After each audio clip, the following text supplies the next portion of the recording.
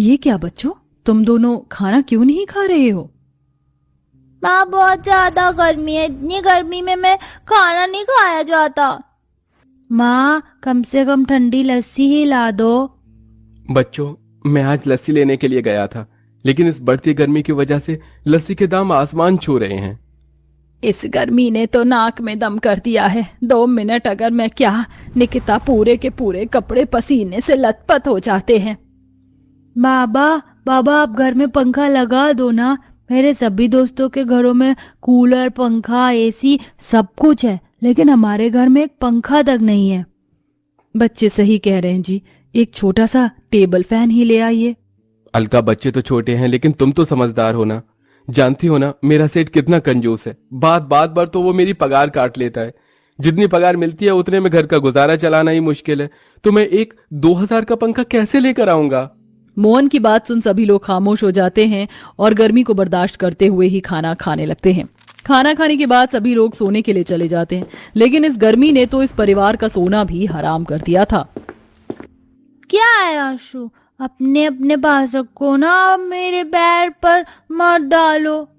तुम भी मुझसे दूर रहो, वैसे भी इस गर्मी ने परेशान कर रखा है। क्या हुआ बच्चों, तुम अभी तक सोए नहीं?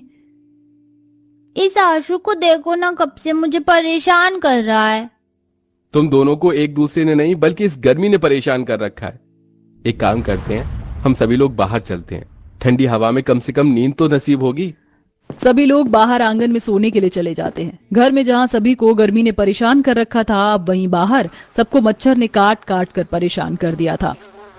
ये क्या मोहन, अंदर कम से कम मच्छर तो नहीं थे? यहाँ तो गर्मी के साथ साथ मच्छरों ने भी नींद हराम कर दी है।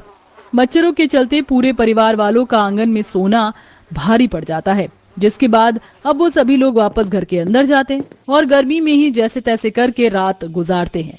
अगली सुबह, ये क्या आशु, रोशनी, आज तुम दोनों फिर क्लास में सो रहे हो? क्लास में पढ़ने के लिए आते हो या सोने के लिए? टीचर, हमारे घर में पंखा नहीं, इसलिए गर्मी से हम रात भर ठीक से सो नहीं पाते हैं। तो इसका मतलब क्या, तुम लोग अब क्लास में सोकर अपनी नींद पूरी करोगे? अगर कल से तुम दोनों को मैंने क्लास में सोता पाया तो दोनों को क्लास से बाहर निकाल दूंगी। ऐसा लग रहा है कि घर में नहीं, किसी ईंट की भट्टी में बैठी हूँ। हाँ माँ जी, पूरा घर आग की भट्टी की तरह तप रहा है। ना जाने ये सूर्य देवता किस बात का हम गरीबों पर अपना प्रकोप निकाल रहे हैं।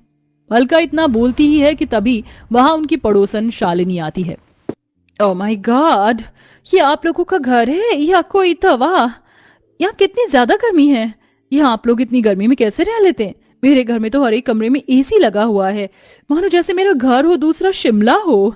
वैसे अलका, अगर तुम मेरे घर में नौकरानी का काम करोगी तो मैं तुम्हें ठीक ठाक तनख्वाह दे दिया करूंगी।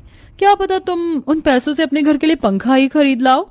शालिनी, तुम्हें अपने पैसों का रौब जमाने के अलावा कुछ आता नहीं है क्या? तुम्हारे घर में नौकरानी बनने से अच्छा है कि मैं और मेरा परिवार गर्मी में ही मर जाएं।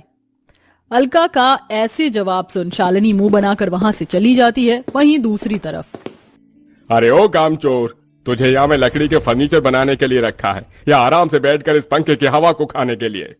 सेठ, बहुत देर से धूप में बैठे बैठे काम कर रहा था, पसीने से लथपथ हो गया था, इसलिए थोड़ा अंदर जाकर ठंडी हवा खा रहा हूँ।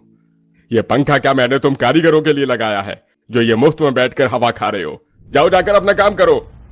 सेठ का गुस्सा देख बेचारा मोहन आगे कुछ नहीं बोलता और जाकर फर्नीचर बनाने में लग जाता है। वक्त गुजरता रहता है, लेकिन इस पूरे परिवार पर गर्मी का कहर कहीं नहीं रुकता। हे भगवान, माँ जी, आपका बदन तो बिल्कुल आग की तरह तप रहा है। बहू, एक गिलास मुझे ठंडा पानी पिला दे, वरना मैं तो इस गर्मी में ही मर जाऊंगी। अलका भागी भागी मटके से पानी लेने के लिए जाती है, लेकिन गर्मी में तो मटके का पानी भी बिल्कुल खौल रहा था। अपनी माँ की बिगड़ती हालत देख मोहन नजदीकी सरकारी अस्पताल से डॉक्टर को घर पर बुलाता है। गर्मी के चलते इनके शरीर पर दाने निकल आए हैं। आप इन्हें कूलर या एसी की ठंडी हवा में रखिए, वरना इनके ये दाने वक्त के साथ बढ़ते जाएंगे। डॉक्टर साहब, हम गरीब मजदूर लोग हैं, ऐसे में एसी और कूलर जैसी महंगी चीजों का इंतजाम कहां से करेंगे? देखिए, मैं आपके हालात समझ सकता हूं, लेकिन कम से कम आप उनके लिए पंखे का तो इस्तेमाल कर ही सकते हैं ना, वरना कल को इनकी हालत और खराब हो सकती है। डॉक्टर की बात सुन मोहन बहुत ज्यादा परेशान हो जाता है। अपनी सास की हालत देख अलका को ना चाहते हुए भी अब शालिनी के घर में नौकरानी का काम करना पड़ता है। वहीं मोहन दिन रात पंखे को लेकर परेशान रहता है। हे भगवान, अब मैं पंखे का इंतजाम कैसे करूंगा? कम से कम 1000-1500 का तो पंखा आएगा और सेठ तो मुझे पैसे देंगे नहीं। ये सोचते हुए मोहन लकड़ी का सोफा बना रहा होता है कि तभी उस लकड़ी के सोफे को देख मोहन के मन में एक ख्याल आता है। मैं पंखा खरीद नहीं सकता तो क्या हुआ, बना तो सकता हूँ। मैं लकड़ी का पंखा बनाऊंगा और कबाड़ी वाले की दुकान से सस्ते दामों में मोटर खरीद कर उसमें लगा दूंगा। ज्यादा नहीं, थोड़े दिन तो लकड़ी का पंखा चलेगा ही ना। मोहन अपनी कुल्हाड़ी उठाता है, पास वाले जंगल में ही अब अपना लकड़ी का पंखा बनाने के लिए निकल जाता है। सारा जंगल ढूंढ लिया लेकिन कोई भी लकड़ी मुझे ढंग की नहीं मिली। सारी की सारी लकड़ियां बेकार हैं। मोहन इतना बोल ही रहा होता है कि तभी उसकी नजर एक बड़े से पेड़ पर जाती है जो दिखने में भी बहुत बड़ा, सुंदर और उसकी लकड़ियां काफी ज्यादा मजबूत होती हैं। ये पेड़ पंखा बनाने के लिए बिल्कुल सही है। मोहन कुल्हाड़ी उठाकर जैसे उस पेड़ को काटने जाता है कि तभी उस पेड़ के अंदर से यह आवाज आती है, रुको, मुझे मत काटो। हे भगवान, ये क्या? ये पेड़ तो बोल सकता है। हाँ, क्योंकि मैं इस वन का राजा हूँ और मेरे पास कई जादुई शक्तियाँ हैं। मैं तुम्हारी अपनी जादुई शक्तियों से मदद कर सकता हूँ। बताओ, तुम्हें क्या चाहिए? मुझे आपसे कुछ ज्यादा नहीं, बस एक पंखा चाहिए। अगर मैं जल्द से जल्द अपने घर पर पंखा नहीं लेकर गया तो मेरी माँ की हालत और खराब हो जाएगी। बस इतनी सी बात? इतना कहते ही वो पेड़ अपनी जादुई शक्तियों से मोहन को कुछ लकड़ियां देता है। ये लो, ये जादुई लकड़ियां हैं। इस जादुई लकड़ी से जब तुम पंखा बनाकर अपने घर में लगाओगे तो इसकी हवा किसी ऐसे एसी कूलर से ज्यादा ठंडी होगी और ये जादुई लकड़ी का पंखा तुम्हारी किस्मत भी बदल देगा। मोहन जादुई लकड़ियों को घर लेकर आता है और उससे कुछ घंटे में एक लकड़ी का पंखा बनकर तैयार कर देता है और उसे छत पर टांग देता है। मोहन जैसे ही जादुई पंखे को चलाता है तो उसके अंदर से ठंडी ठंडी हवाएं आने लगती हैं। अरे वाह पापा, ऐसा लग रहा है कि जैसे आपने एसी लगा दिया हो।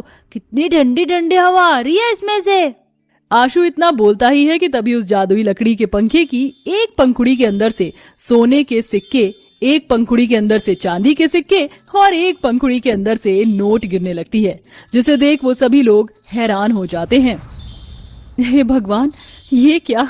ये इस पंखे के अंदर से ये सोना चांदी कैसे गिर रहे हैं?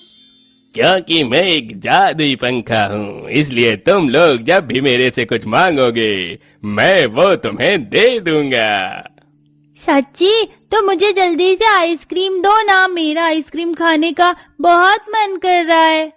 रोशनी के इतना बोलते ही उन सब के सामने आइसक्रीम का एक बड़ा सा डब्बा आ जाता है, जिसे देख वो सब लोग बहुत खुश होते हैं। अरे वाह, ए जादुई पंखे, मुझे भी अपना जादू दिखलाओ और इस गर्मी से बचने के लिए एक बड़ा सा फ्रिज दो। अलका के इतना बोलते ही वो जादुई पंखा अलका के सामने एक बड़ा सा फ्रिज हाजिर कर देता है, जिसे देख अलका बहुत ज्यादा खुश होती है और अब सब बारी बारी जादुई पंखे से कभी ठंडा शरबत तो कभी नए कपड़े तो कभी आइसक्रीम मांग रहा होता है। अलका, अब मुझे यकीन हो गया है कि भगवान के घर देर है अंधेर नहीं। हम भले ही इतने दिनों तक गर्मी से तड़प रहे थे, लेकिन अब भगवान ने इस गर्मी से छुटकारा दिलाने के साथ साथ हमारी जिंदगी को भी बदल के रख दिया है। वो तो है जी, लेकिन एक गरीब की मजबूरी तो एक दूसरा गरीब समझ सकता है। हमारे गांव में ऐसे घर हैं जहां पर पंखा नहीं है और इस गर्मी में बिना पंखे के जिंदगी कैसी गुजरती है, ये तो हम भली भांति जानते हैं। मैं सोच रही थी जैसे उस जादुई लकड़ी से आपने हमारे लिए ये जादुई पंखा बनाया है, वैसे ही आप उन लोगों के लिए भी जादुई पंखा बनाएं और उनकी मदद कीजिए। भगवान ने हमारी मदद की है और हमें दूसरों की मदद के काबिल भी बनाया है। अलका, तुमने तो मुझे बहुत अच्छी तरकीब बताई है। मोहन वापस उस वन देवता के पेड़ के पास जाता है और उससे ढेर सारी जादुई लकड़ी मांगता है और अब मोहन उन लकड़ियों से काफी सारे जादुई पंखे बनाता है और एक छोटी सी दुकान खोलकर लोगों को बेचना शुरू कर देता है। बेटा, ये पंखा कितने का है? बाबा, ये तो मुफ्त है, आपको इसके लिए पैसे देने की कोई जरूरत नहीं है। अरे सच में बेटा, ये हम गरीबों के लिए मुफ्त है। भगवान तेरा भला करे। मेरा परिवार तो इस गर्मी से तड़प तड़प कर अपनी जिंदगी जी रहा था, लेकिन अब लगता है अब मेरे परिवार को भी इस गर्मी के मौसम में ठंडी राहत मिलेगी।